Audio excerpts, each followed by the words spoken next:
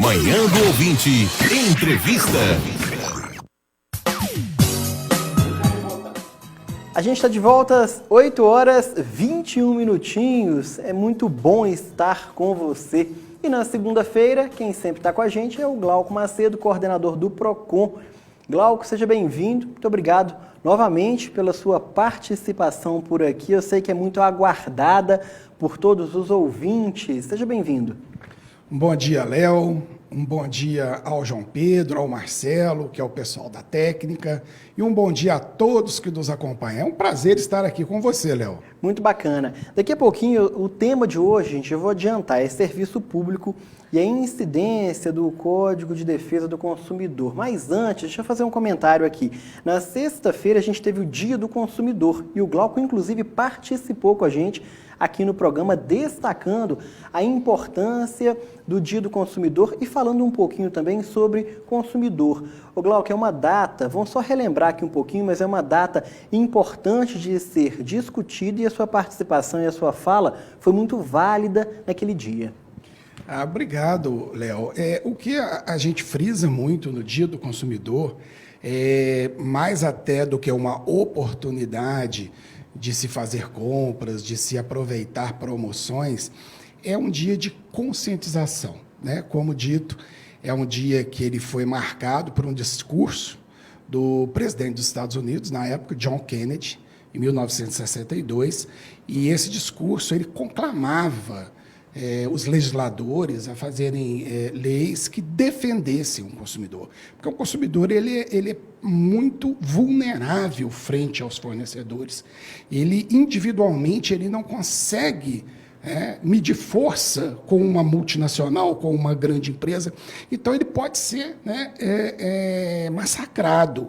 Daí a importância da legislação do Dia do Consumidor vista sob essa ótica de conscientização e essa ótica de defesa dos seus direitos. Foi muito bacana. Agora, a gente sempre fala, e até a gente estava comentando aqui nos bastidores, que quando a gente fala de Código de Defesa do Consumidor e quando a gente fala de consumidor, a gente lembra sempre de produto físico.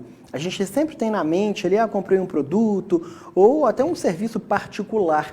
Contratei um plano de telefonia e deu problema. Agora, quando a gente volta, e essa é a temática do seu assunto de hoje, quando a gente volta para o serviço público, funciona da mesma forma, Glauco, ou não? O olhar é um pouco diferente. É um pouco diferente, Léo. É um pouco diferente, sim. O serviço público ele é regido por uma legislação própria, né? É o direito administrativo, não é o direito consumerista, né? Entretanto, não impede que o Código de Defesa do Consumidor ele atue, ele seja utilizado pontualmente. Mas isso vai depender do tipo do serviço público, sabe? Então, por exemplo, nós temos ali alguns serviços públicos que são considerados serviços próprios, sem a possibilidade de identificação dos destinatários. São financiados pelos tributos, que são os impostos, a gente chama assim de uma forma geral, né? Os impostos são os tributos, são imposto, taxa e contribuição por melhoria, é uma coisa mais chatinha. Mas a grande maioria ali é financiado ou por imposto ou por taxa. Esse serviço próprio, que é prestado diretamente pela administração, que tem como exemplo a segurança pública, a saúde, a educação, etc., ele não incide Código de Defesa do Consumidor. Então, quer dizer, não existe uma contraprestação direta, nem um pagamento que pode ser feito de uma maneira voluntária. O que incide ali é algo compulsório, obrigatório. Então, ele tem o regramento próprio, que é o regramento do direito administrativo. Por outro lado, tem também alguns serviços públicos que eles são prestados mediante tarifa, individualizados, onde o consumidor pode ou não adquirir aquele serviço. Então, ele passa a ser um serviço voluntário. Neste caso, que também é chamado de serviço público impróprio, aí sim incide o Código de Defesa do Consumidor, né? Então, nós temos aqui o exemplo: telefonia, água, energia elétrica, Todos esses que podem ser individualizados e que dependem do seu consumo e do volume para que seja gerado aquele valor de pagamento, ali sim, Léo, incide o Código de Defesa do Consumidor. E Glauco, quando a pessoa faz parte, então, ou se vem inserida na primeira explicação que você nos deu, que são aqueles serviços que são colocados como vou utilizar de forma coletiva, você acaba não optando, ele já faz parte da sua rotina, como saúde, educação, dentre outros. Se há algo que não está agradando, ou algo que não está correto, ou que seja ao seu ver, que talvez de forma administrativa haja uma explicação para tal. Qual é o caminho quando a pessoa quer, então, seria procurar diretamente esse órgão, seria procurar uma ouvidoria? Qual que seria o caminho correto? Excelente pergunta, porque dá a impressão de que quando não incide o Código de Defesa do Consumidor, então nós não poderíamos reclamar. E o Luiz sempre brinca, né, Léo? Ele fala assim, mas aí eu vou lá no PROCON. Falo, nesse caso não é no PROCON. A diferença é justamente essa. Todo serviço público, independente de incidência do Código de Defesa do Consumidor ou serviço geral, ele tem que ser prestado com qualidade, com excelência. Tá? Então você tem diversas formas de gerir e de exigir a boa qualidade do serviço público. A primeira sempre é essa. É ir diretamente ao órgão, pedir explicações, isso sempre por escrito, dentro daquele padrão que se faz também no particular, mas deixando os registros, os nomes das pessoas e tal. Não resolvendo um serviço público dessa natureza, é muito usual que as pessoas, né, por ser um direito coletivo, como você muito bem disse, elas procurem o Ministério Público. Porque o Ministério Público ele é curador desses serviços, dessa prestação, desses direitos e garantias coletivos que a população tem. Tá? Agora, existe uma outra forma, sabe, Léo, de se controlar a qualidade do serviço público. É através dos gestores. Então, por exemplo, eu acredito que o PROCON de Manhuaçu, vou puxar para mim a responsabilidade, não funciona bem. Tá? O PROCON é ruim, ele não dá um bom atendimento à população. O que eu faço? Eu vou, na próxima eleição, como o PROCON é municipal, eu vou trocar o prefeito, sabe? Porque trocando o prefeito, eu altero a qualidade do serviço público prestado na municipalidade. E assim serve para o governo estadual e para o governo federal. Mas o contrário também é verdadeiro. Sabe, Léo? Eu acho que o PROCON está fazendo um excelente trabalho. Se está fazendo um excelente trabalho, você deve creditar isso não ao PROCON em si, mas ao gestor. Então eu vou manter a Prefeitura de Manhuaçu porque eu quero que esse trabalho continue nesse sentido. O cidadão, em última análise, através da sua maior força no Estado Democrático de Direito, que é o voto, ele tem condições de controlar o serviço público. Este que o PROCON não tem. É interessante e é bom a gente falar desse assunto, Glauco, pelo seguinte, a gente recebe aqui no jornalismo, e aí eu vou trazer, assim como você deu um exemplo do PROCON, eu vou trazer um exemplo de redação, que é o que a gente vivencia todos os dias. As grandes demandas que a gente recebe dentro de um jornalismo, grande parte são de serviços públicos, não só de Manhuaçu, mas como de toda a região aonde a gente alcança. Então, toda a região, ao nosso entorno, cidades, a região, a gente recebe sempre demandas da comunidade. E muitas vezes são pedidos envolvendo iluminação pública, são pedidos envolvendo calçamento. E a primeira orientação que a gente dá, até porque antes a gente levar uma reportagem no ar, e a gente explica isso para todo mundo que mantém contato via WhatsApp do Tribuna do Leste, é saber se a pessoa já procurou aquele segmento, aquele setor e já oficializou o pedido dela. Porque talvez pode acontecer do seu pedido ainda não ter chegado no destinatário. Então, quando você oficializa e obtém uma resposta positiva ou negativa, a gente assim dá encaminhamento àquilo ali. Porque a partir do momento que você já protocolou o seu pedido, você já explanou, já anexou fotografia, já anexou tudo, e aquele pedido não foi solucionado, aí sim a gente acata o pedido e a gente entra em contato com o órgão, a gente entra em contato com o PROCON, seja qual for a competência. Então é importante também que esse caminho fique claro na cabeça de quem está nos ouvindo, seja de Manhuaçu ou da região. Não é Ah, tá ruim, eu vou aceitar porque o serviço público é ruim mesmo. A sua fala foi fantástica. O serviço tem que ser prestado com qualidade. Agora, se não está com qualidade, os caminhos você pontuou muito bem.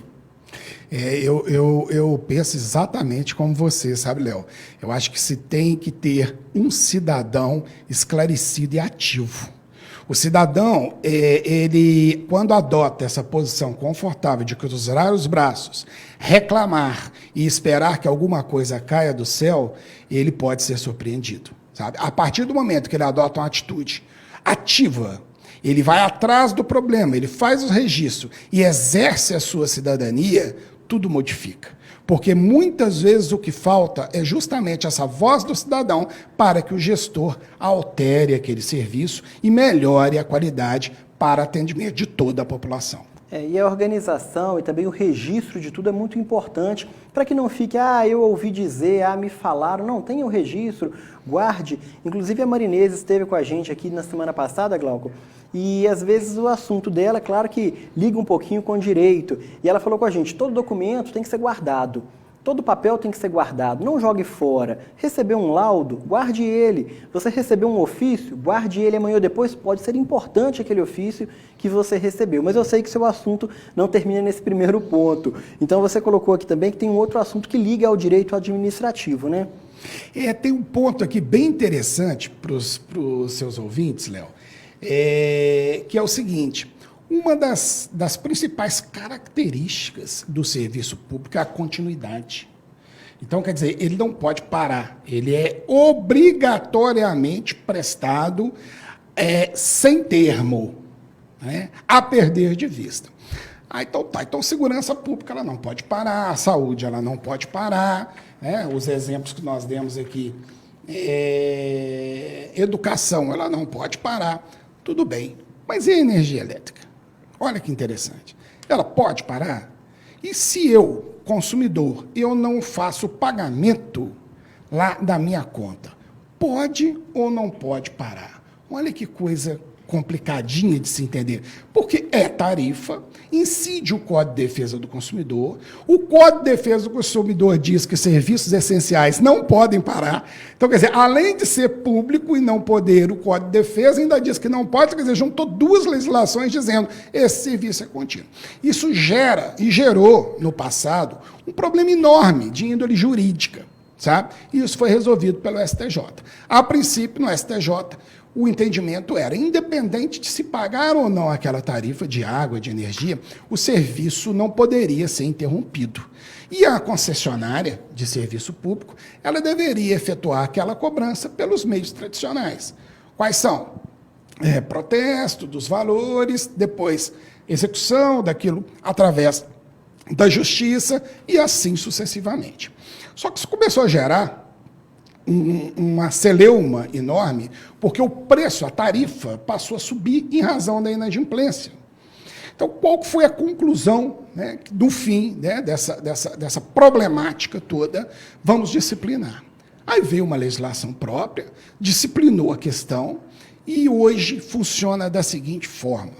Ela não pode parar, mas se houver o inadimplemento, se o consumidor não quitar a conta de luz, a concessionária pode sim interromper o serviço em nome da coletividade. Quer dizer, ela corta a energia daquele que não pagou em nome de toda aquela coletividade que está pagando em dia, até para manter aquela empresa viva, né? Porque se ela passa a não receber, ela realmente vai à bancarrota, ela vai quebrar. É inevitável que ela quebre, porque ela visa lucro, não é verdade? Mas não basta não pagar para que seja efetuado o corte da energia e da água, etc. O que mais que é preciso? Antes de realizar o corte, por ser um prestador, muito embora terceirizado, muito embora delegado, que é o nome, de serviço público, ele tem que tomar alguns cuidados, ele tem que ter uma atenção especial com o cidadão. A primeira delas, ele precisa avisar antes. Então, tem que ter um aviso expresso de que, acaso o senhor consumidor, acaso o senhor cidadão não efetue o pagamento até tal dia, será efetuado o corte. Isso é o primeiro ponto. Então, mediante aviso, ainda assim, persistiu o inadimplemento, persistiu a falta do pagamento, pode cortar. Mais um detalhe, para que todos compreendam essa parte de energia. É um serviço vital, é um serviço importantíssimo. Então, o corte da energia, ele só pode ser realizado pelas contas não pagas recentes. O que isso quer dizer? Se a conta deste mês está paga, a do mês seguinte eu vou efetuar um pagamento em dia, e eu tenho uma conta atrasada, suponhamos, do ano passado, a empresa de energia ela não pode efetuar o corte em relação à conta antiga, à conta velha. Funciona igual aquela lei de alimentos, né? Que a pessoa pode ir presa se não pagar os alimentos, mas são os 3 últimos, não é o alimento de 10 anos atrás, porque senão muita gente ia presa aí. Né? Então, quer dizer, tem que ter essa atualidade. E para a Justiça, hoje, o que funciona como atualidade são as contas com até 90 dias. Então, contas mais de 90 dias atrasadas não pode realizar o corte. Contas menos de 90 dias atrasadas e com aviso de advertência de corte, aí sim pode ser feito o corte em nome da saúde financeira da concessionária e da energia elétrica que é distribuída em todo o país. Muito bem explicado, Glauco, muito bem explicado. Dúvidas com relação ao pagamento de energia também é recorrente aqui na redação. Muita gente pergunta, eu estou com a conta atrasada, estou com a segunda conta atrasada, estou recebendo reaviso, mas o reaviso, pelo que você explicou aí, é o normal. O normal é receber sim o reaviso, não é errado receber o reaviso e a mensagem de cobrança não. Agora, a partir de 90 dias, aí já complica. A partir de 90 dias, aí não pode efetuar o corte. Agora, eu tenho uma conta atrasada, vamos dar um exemplo prático para que isso fique claro, porque são muitos números, né? Nós estamos no mês de março. Eu não paguei a conta de fevereiro. Aí chegou um reaviso lá em casa hoje, dizendo assim, olha, ou você paga a conta de fevereiro, ou nós vamos cortar. A empresa está certa. Ela pode cortar, porque é uma conta nova, recente, e eu não estou efetuando o pagamento. Agora, chega um reaviso lá em casa hoje, de uma conta de outubro de 2023, dizendo eu vou cortar. Você sabe o que eu digo para a empresa? Não, senhor. O senhor não vai cortar não, porque é conta velha. Ela tem mais de 90 dias. Então, não pode ser utilizado este mecanismo de constrangimento, que é o corte da energia. Aí, como o senhor da energia elétrica tem lá a conta de outubro, o senhor entra na justiça para recebê-la. Cortar não pode não. Mas é conta basicamente recente isso. Pode. Recente pode. Até 90 dias. Até 90 dias. Dado o recado. É bom abrir a gaveta e revirar lá. Ô Glauco, tá certo. Olha, 8h39, eu falei com o Glauco que o assunto é extenso, mas o tempo é curto. Mas eu sei que semana que vem você volta. Toda segunda-feira você está aqui, o Luiz já vai estar aqui, já vai ter retornado do tour que ele tem feito por aí, ele já vai voltar. E aí, não sei qual que é o tema, se vai dar continuidade a esse assunto ou se tem um outro sendo preparado aí. O Luiz, rapaz, o Luiz, ele quando resolve passear, né? Eu acredito que, pelo que eu vi ontem, eu vi no Vaticano News, estava tendo aquela parte do Ângelos, né, do Papa, lá na praça no Vaticano, e estava tendo a corrida de Roma, a maratona de Roma de 42 quilômetros, lá na cidade, que é uma maravilha. Eu não tenho certeza, Léo, mas eu, assim, pelo jeitinho da pessoa correndo, aquele óculos e mais carequinha, assim, um pouquinho carequinha, eu falei assim, é o Luiz Nascimento. Parecia com ele? Eu descobri, ele está em Roma e participou ontem da maratona de Roma. Tá? Então estamos aguardando aí o Luiz, né, Léo? Mas se tiver em Roma tem como, tem aeroporto aqui agora, talvez ele chegue por aqui, né? Vai chegar em Manhuaçu. Vem direto pro programa. Vai ser o primeiro voo, Roma-Manhuaçu, com Luiz Nascimento. E vai narrar ainda o voo, hein? Glauco, muito obrigado, foi um prazer receber você aqui. Na segunda-feira tem mais orientações do Glauco Macedo aqui na Rádio Manhuaçu. Muito obrigado. Eu que agradeço, Léo, a você, a oportunidade que você nos dá, ao PROCON, à Prefeitura de Manhuaçu, de estarmos aqui, de alguma forma, contribuindo com as informações para tornar os nossos cidadãos consumidores mais conscientes. Muito obrigado. Muito bacana, 8h41, o giro é rapidinho, daqui a pouquinho tem ocorrências policiais, é a seguir. Ligada em você! Rádio 710 AM.